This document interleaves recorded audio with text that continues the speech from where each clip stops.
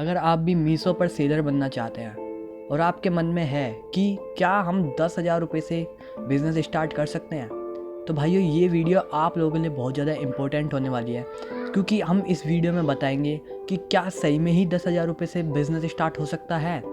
और तो और हम ये भी कवर करने वाले हैं इस वीडियो में कि कौन से वो लोग हैं जो भाई ई कॉमर्स बिज़नेस में फेल हो जाते हैं, लॉस बुक करके बंद कर देते हैं काम, और कौन वो एक्चुअली लोग हैं जो भाई इसमें प्रॉफिट बुक कर रहे हैं। तो भाई इस वीडियो को पूरी देखना, स्किप बिल्कुल मत करना, क्योंकि भाई जो भी बंदा आधे नॉलेज के साथ काम करता है वो हमेशा लॉस ही बुक करता है। तो चलो स्टार्ट करते हैं। तो भाई मीशो ज्वाइन करते ही लोगों के मन में एक कॉमन सवाल आता है, क्या 10,000 रुपये पूरे भी है काम करने के लिए?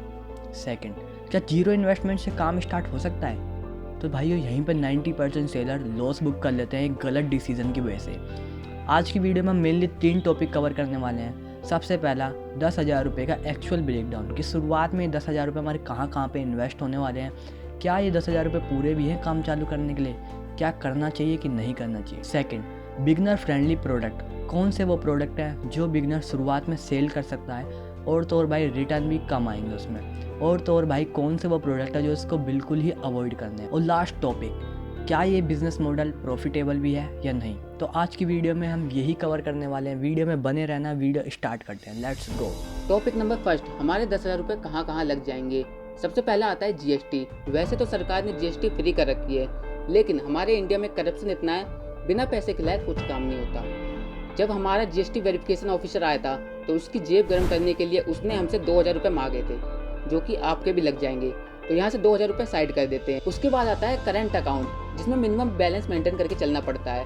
हमारा 10,000 में खुला था, लेकिन कुछ ऐसे बैंक भी है जहाँ पे 5,000 में आप अपना करंट अकाउंट खुलवा सकते हैं। तो यहाँ से आप 5,000 रुपये साइड कर दें, टोटल हो गए आपके 7,000 रुपये। तो तीसरे नंबर पे आता है सीए। जब आपका जीएसटी नंबर आ जाएगा और करंट अकाउंट सेटअप हो जाएगा तो सीए आपको बिल देगा, जिसमें उसका एक्सपेंस और उसकी फीस होगी।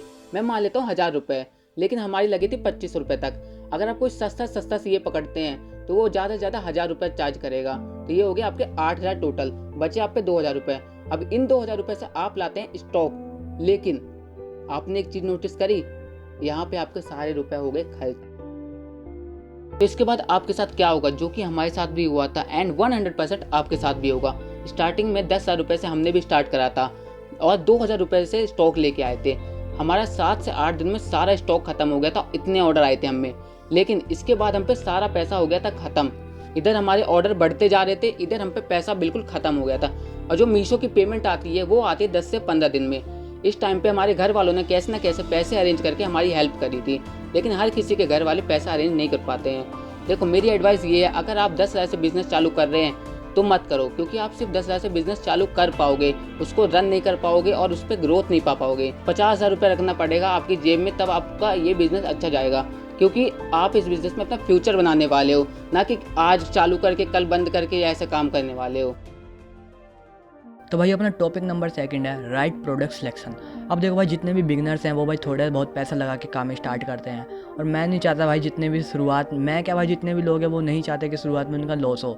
अब भाई इस लॉस से बचने के लिए ना सबसे ज़्यादा ज़रूरत होता है आपको जो है राइट प्रोडक्ट सिलेक्शन का। मतलब आपको जो है एक बढ़िया प्रोडक्ट सेलेक्ट करना पड़ेगा जिसमें भाई लो रिटर्न हो और भाई प्रॉफिट मार्जिन अच्छा हो।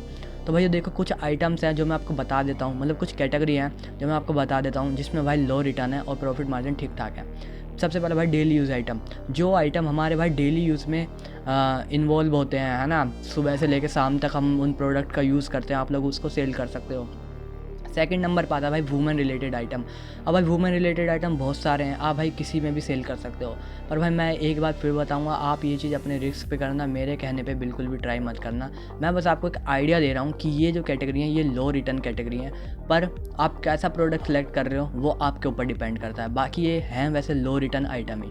थर्ड नंबर पर आता है भाई लाइट वेट सामान। अब देखो भाई, एक तो लाइट वेट सामान का सबसे बड़ा फ़ायदा यही है कि भाई शिपिंग इस पर जो है ना बहुत कम लगती है ना, और तो और भाई लाइट वेट आइटम कुछ भी हो सकता है भाई, जैसे भाई मोबाइल एसेसरीज़ हो गई, मोबाइल का कवर हो गया, ये लाइट वेट होता है। और भाई इसमें रिटर्न इसलिए भी कम है क्योंकि भाई जिसको जो प्रोडक्ट चाहिए वो भाई वही मंगाता है ना, तो इसमें ऐसा कुछ साइजिंग का ऊपर नीचे भी इसलिए रिटर्न आता नहीं इसमें। भाई थर्ड आता है लो brokerage item.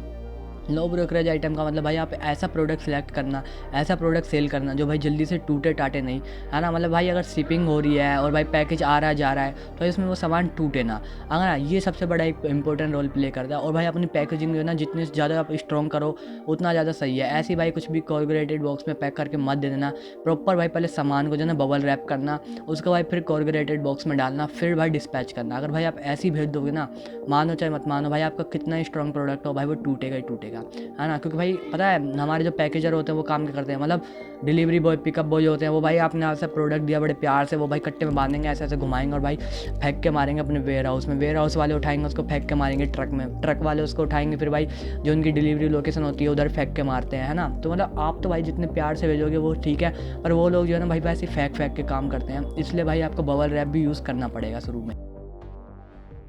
Topic number 3, profit reality. क्या ई कॉमर्स बिजनेस में लॉस ही लॉस होता है कि प्रॉफिट भी होता है? तो भाई देखो 70% लोग ई कॉमर्स बिजनेस में इसलिए लॉस कर बैठते हैं क्योंकि ये उन लोगों की बात में आ जाते हैं, उन इन्फ्लुएंसर की बात में आ जाते हैं जो उनका 10,000 में ई कॉमर्स बिजनेस चालू करा के देने का कहते हैं। लेकिन ऐसा होता नहीं है। मैंने आपको बताया कि 10,000 में अगर आप ई कॉमर्स बिजनेस चालू करते हो तो आपको क्या प्रॉब्लम फेस करने को मिलेगी। और दूसरी प्रॉब्लम ये है कि लोग स्टार्टिंग में गलत प्रोडक्ट चूज़ कर लेते हैं जिसकी वजह से उनके ऑर्डर नहीं आते हैं और वो क्विट कर देते हैं। अब बात करते हैं क्या ई कॉमर्स बिजनेस में प्रॉफिट है भी या नहीं।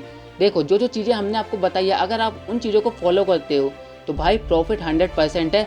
बस अगर आप प्रॉपर नॉलेज के साथ करते हो और प्रोडक्ट रिसर्च अच्छी करते हो तो, अदरवाइज आप लॉस में रहोगे अगर आपने सही से प्रोडक्ट रिसर्च नहीं करा और मार्केट पर टाइम नहीं दिया तो भाई कुछ ऐसी आइटम भी है, कुछ ऐसी कैटेगरी भी है जिसमें भाई आप लोगों को जो है ना हमेशा जो है ना अवॉइड ही करना है। सबसे पहले भाई हैवी वेट आइटम। अब देखो भाई यूजली हैवी वेट आइटम के जो प्रोडक्ट होते हैं ना उनको जल्दी से कोई ऑर्डर करता नहीं है।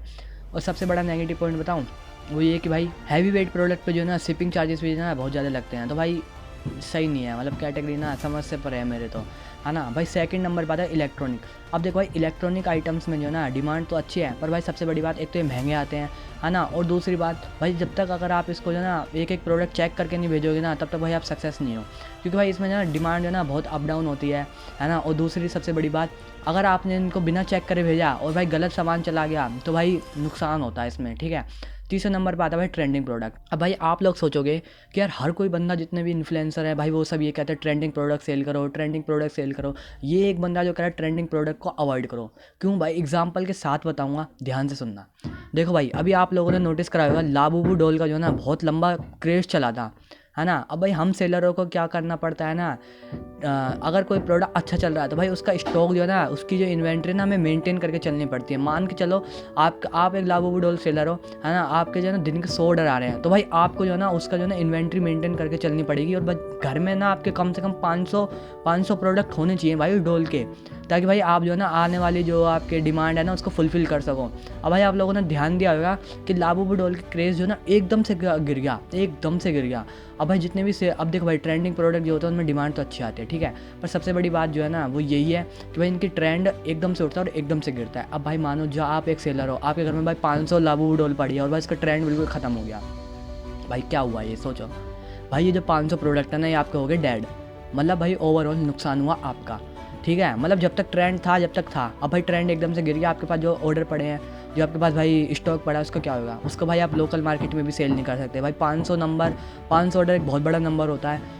तो भाई मैं तो यही कहूँगा ट्रेंडिंग प्रोडक्ट अवॉइड करना। और भाई अगर आपको लगता है कि हम भाई हमारी वीडियो अच्छी है ना, हम आपको कुछ सीखने को मिल रहा है, तो भाई इस वीडियो को लाइक ज़रूर करना और भाई क्या नाम है सब्सक्राइब जरूर करना, ताकि भाई हम लोगों को भी मोटिवेशन मिलती रहे, हम भी आप लोगों के साथ ऐसी ऐसी चीज़ें शेयर करते रहें। भाई ये चीज़ें जो है ना आपको और कोई इन्फ्लुएंसर नहीं बताएगा अपने फ़ायदे के लिए, पर भाई हम आपको बताएंगे, क्योंकि हमारा आपसे कोई फ़ायदा इतना निकल नहीं रहा है। बस आप एक सब्सक्राइब कर दोगे तो हमारा एक मोटिवेशन बना रहेगा। तो चलो आगे वीडियो कंटिन्यू करते हैं। तो भाइयों जाते जाते हम आपको कुछ कॉमन मिस्टेक्स भी बता जाते हैं, जो भाई 90% जो है ना सेम मिस्टेक बार बार फॉलो करते हैं। आप लोगों को फॉलो नहीं करनी है अगर भाई 2026 में आपको सक्सेसफुल सेलर बनना है तो भाई देखो सबसे पहले नंबर प्राइसिंग कम रखना। अब देखो भाई हाँ ये बात सच है कि भाई प्राइसिंग कम करने से ऑर्डर आते हैं, पर भाई अपने प्रॉफिट मार्जिन के साथ खेलना एक बहुत बेकार आदत है। अगर भाई आप अपने प्रॉफिट मार्जिन ही कम करके से ऑर्डर ज़्यादा लाते हो तो भाई उस ऑर्डर का भी कोई फ़ायदा नहीं है जब तक भाई आप प्रॉफिट ही नहीं कमा पाओगे।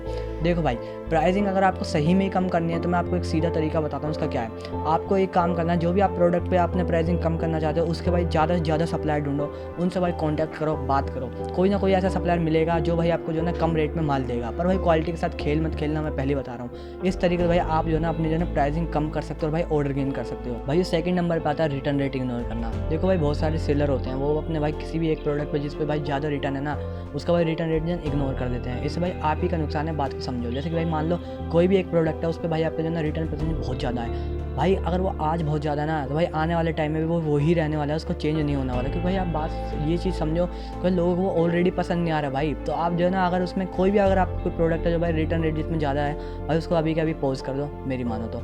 ये एक कॉमन मिस्टेक है जो भाई लोगों का जो ईगो होता है ना, वो सोचते हैं कि भाई चलन दे, कुछ नहीं होगा, आने वाले टाइम में रिटर्न रेट कम हो जाएगा। नहीं होगा तो भाई जो रिटर्न रेट है वो वही का वही रहेगा हमेशा, वो कभी भी वो नहीं होगा। बस भाई आपको ये छोटा होना पड़ेगा मार्केट के आगे, और भाई आपको वो कैटलॉग पोस्ट करना पड़ेगा।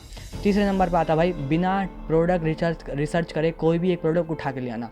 फॉर एग्जांपल जैसे भाई मान लो मैं एक सेलर हूँ, मैं इसका टेप का ना बंडल ले आता हूँ 10,000 का, ठीक है, 10,000 प्रोडक्ट ले आता हूँ। मैं तो भाई इसको सेल करूँगा। अब भाई होता क्या है, मैं इसको लिस्टिंग कर देता हूँ, ऑर्डर ही नहीं आता भाई। मतलब 10,000 का माल तो मेरे घर में ऐसे ही पड़ा है ना।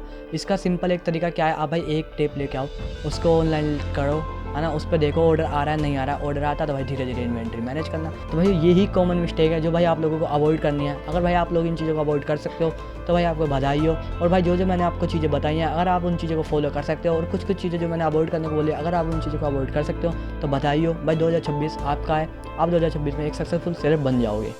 भाई रात के 11 बज रहे थे एडिटिंग करते वक्त, अभी याद आया कि भाई आउटरो शूट करना भूल गया हूँ, तो अभी शूट कर देता हूँ। तो भाई अगर आपको ये वीडियो अच्छी लगी हो तो वीडियो को लाइक कर देना, चैनल को सब्सक्राइब कर देना।